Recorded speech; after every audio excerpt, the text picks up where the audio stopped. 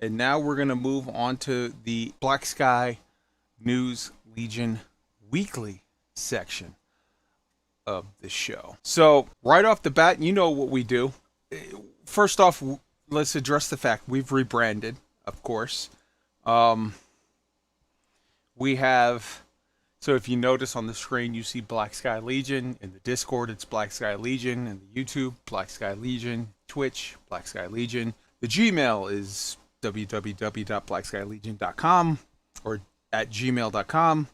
The fucking Twitter is Black Sky Legion. Everything is Black Sky Legion now. I told you we were going to make this change. We were going to change to something. We did. Surprise! I also want to make a show note. I think it's time that we retire the Salt Zone. I feel like Elite is being kicked enough as it is. I'm not saying they don't deserve it. They definitely deserve it. Frontier fucked up hard. But I don't think that continuing to kick them is helping things. And I'm bored with it. I don't in any way censor my crew, so everyone's going to address what they want to address. If Salt comes out, deal with it. If you don't like it, fucking don't follow our show. The people of my crew are welcome to, and the guests are welcome to speak their minds, whether it's positive, negative, on any subject whatsoever, without censorship from me. But I feel like having a segment where we specifically sort of call out the Salt, it's not needed anymore. At this point, it's time for a little more positivity, or if not positivity, then just neutrality, and like, let's just report on shit and pray that they unfuck themselves at some point along this process. So that's the show note out of the way. Let's go ahead and talk to the crew. We'll start with, how about we start with Katie? What have you been up to in games this week? I have had, thank you. I have had a very busy week this week in terms of Star Citizen. So Tuesday, I had my first session with an org, a milsim org within Star Citizen. For those who don't know, before Elite Dangerous, my primary game that I played online was Armor with a unit called the 15th MEU. So I've got a history with milsim in general. And obviously, with the scope of Star Citizen, I always suspected that the potential for milsim within Star Citizen was huge. And I had my first, what we in the milsim community would call a training session with an org called the UEE Pathfinders. You should look them up, by the way. If you haven't seen their videos, they are incredible. The org v org events they hold. If you want to see what the potential for Star Citizen battles can be, look those videos up. They're incredible. But I had a training session with them. It was a close quarters battle marine training. It was an infantry type training on the ground. And it was PvP. It was incredibly fun. I've arranged to have more sessions with them.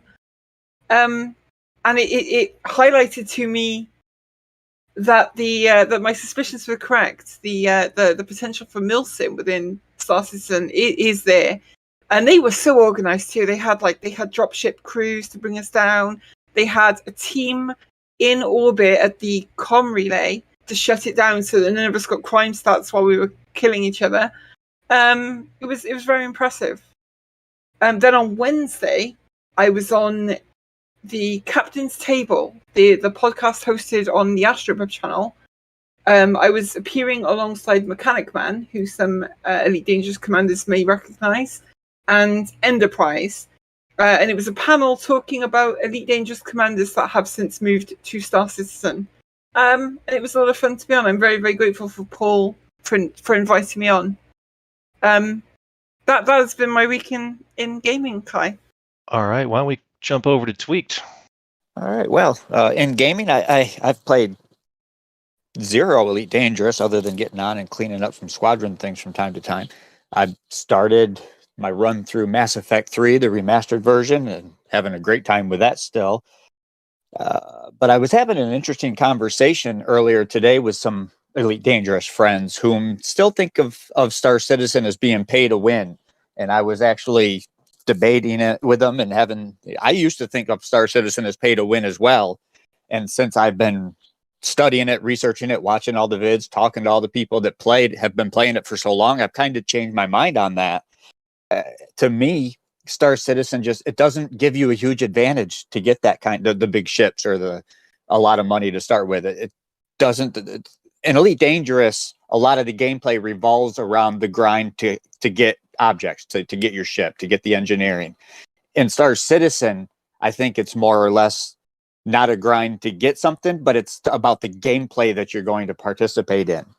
But I was thinking, how about you guys? Roy, Katie, AUDAXIUS, you guys have been playing Star Citizen. What do you think on that topic about the pay to win? Oof. That's a deep topic. Yeah. I- I've thought quite a bit about it, but it could be a long answer.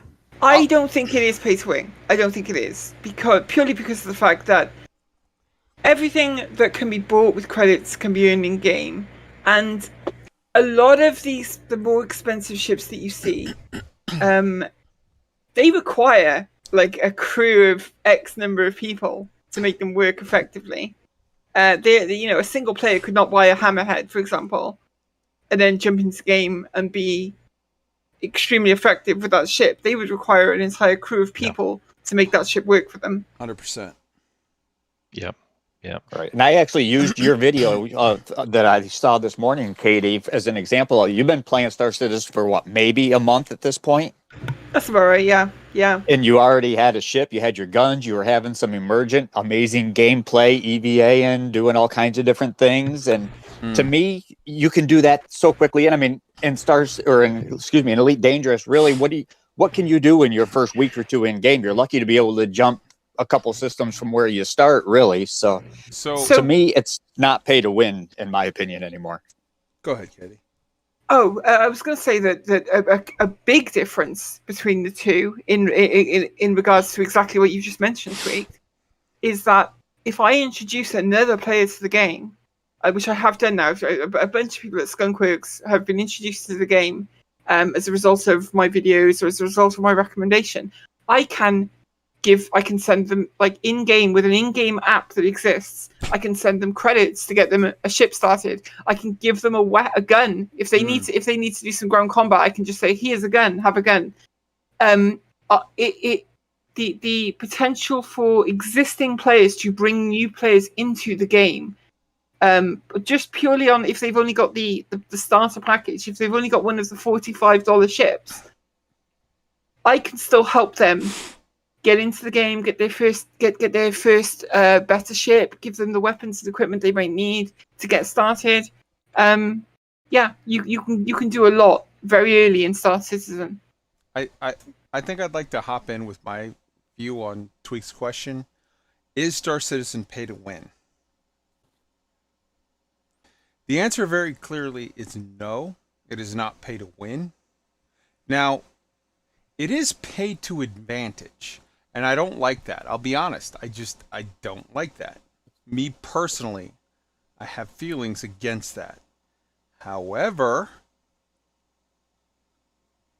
if it weren't for that, I don't think we would have this amazing project that we have.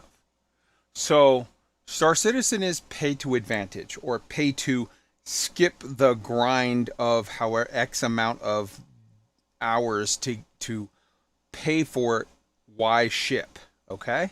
But here's why it is very clearly not pay to win.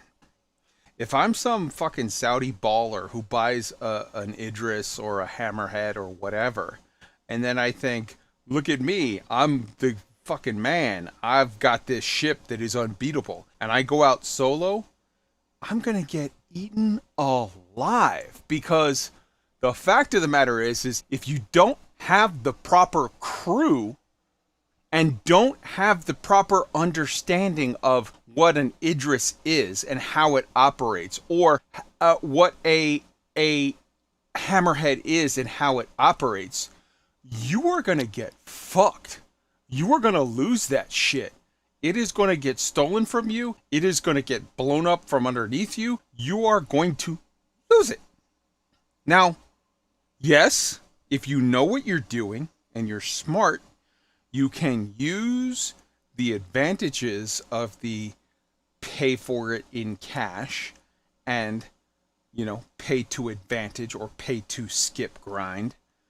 And you can get things faster than other people. That is just a fact. But you have to have, as the player who is dealing with the asset, just like in life, you can be Bill Gates' kid or Elon Musk's kid, and you can get a Ferrari on your 16th birthday. If you have no fucking clue how to drive it, there's a very good chance that you're going to wrap that Ferrari around a tree inside of 6 months, and that's going to suck for you. Now, I feel like that's a fair and balanced view at it. Me personally, and I'm not talking for the crew, I'm not talking for the project, I don't like the idea of getting sort of advantages or shortcuts through paying cash. I like the advantages or the idea of everyone being on an even playing field. But if you're talking about a game that's put out by Activision or EA or Blizzard, that's a situation where, like, they get their funding from corporations and they don't have to, like, at that point, giving people an advantage or a shortcut through cash, that's very, very distasteful. But Star Citizen, CIG, is a project that they don't want to deal with Activision and Blizzard and EA and all of the bullshit that comes with that.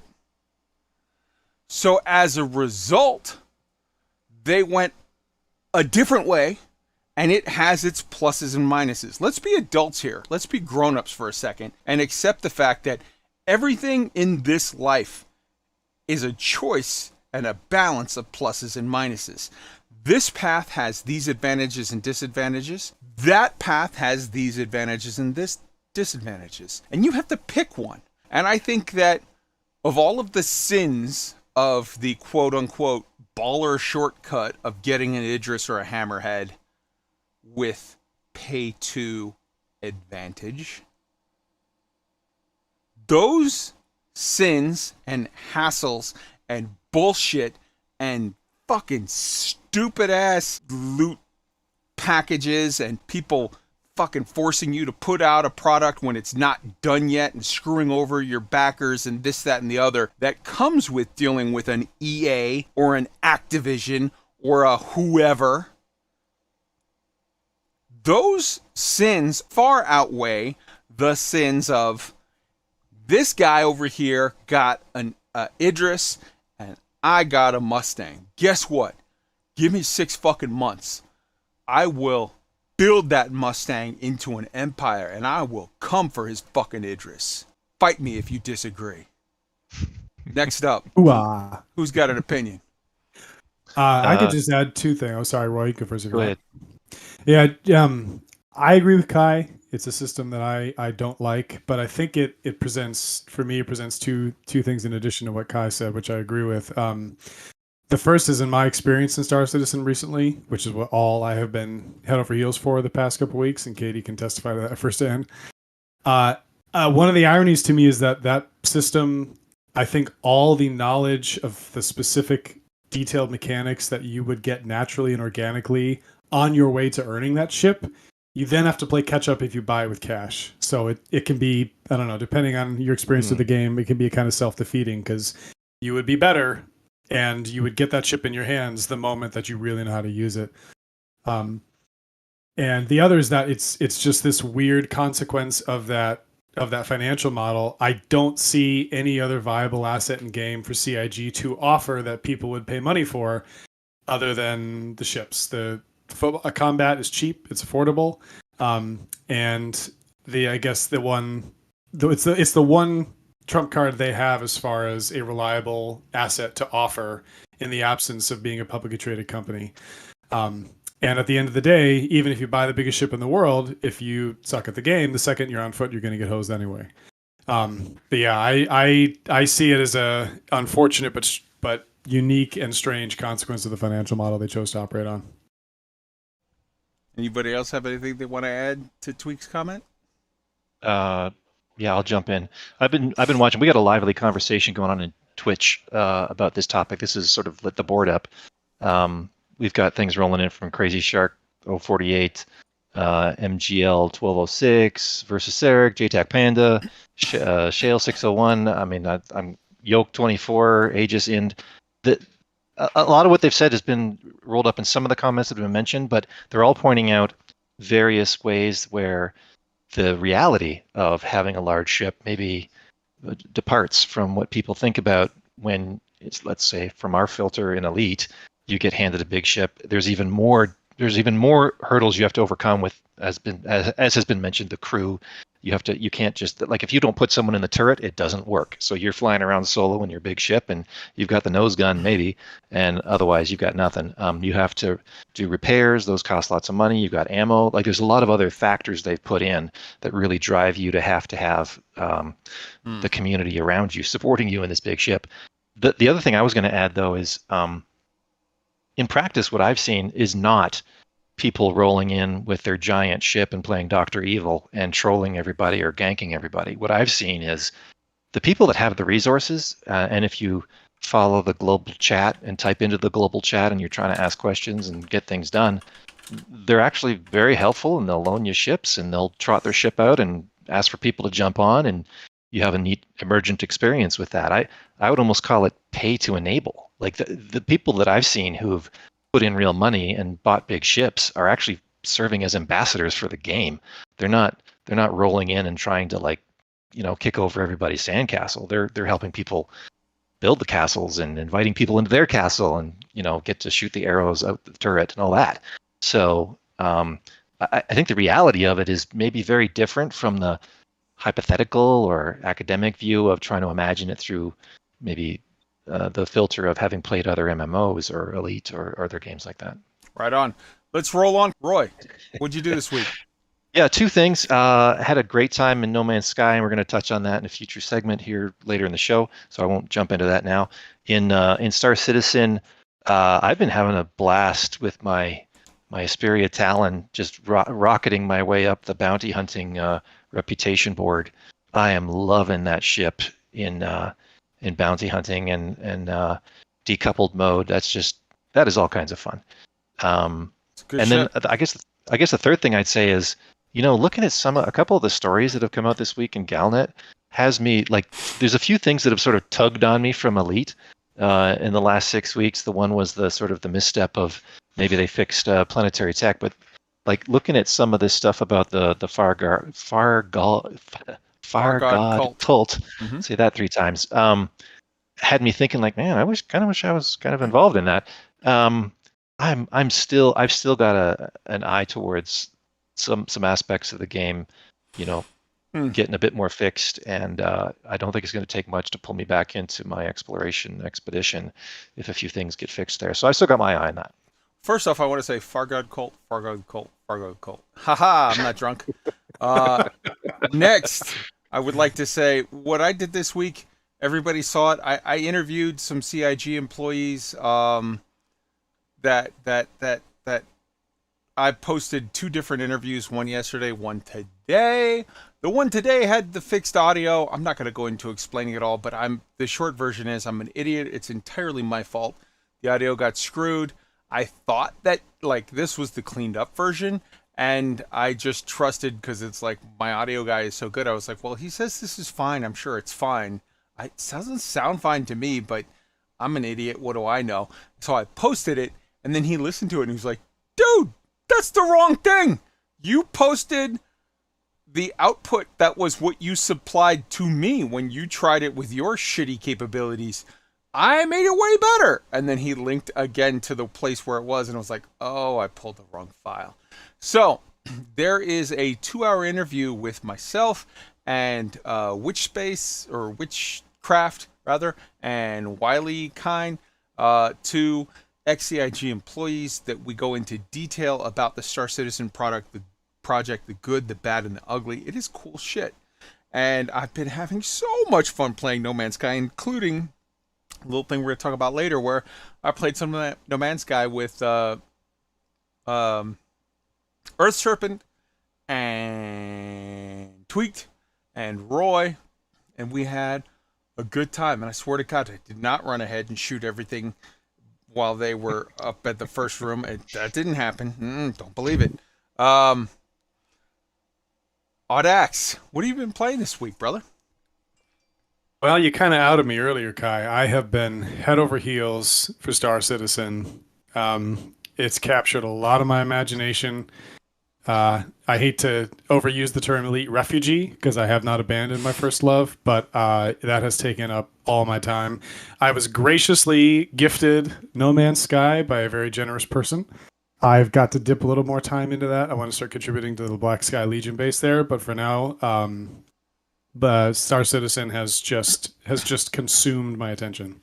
Yeah, don't feel at all weird about that, man. You play just Star Citizen for as long as that's what brings you joy.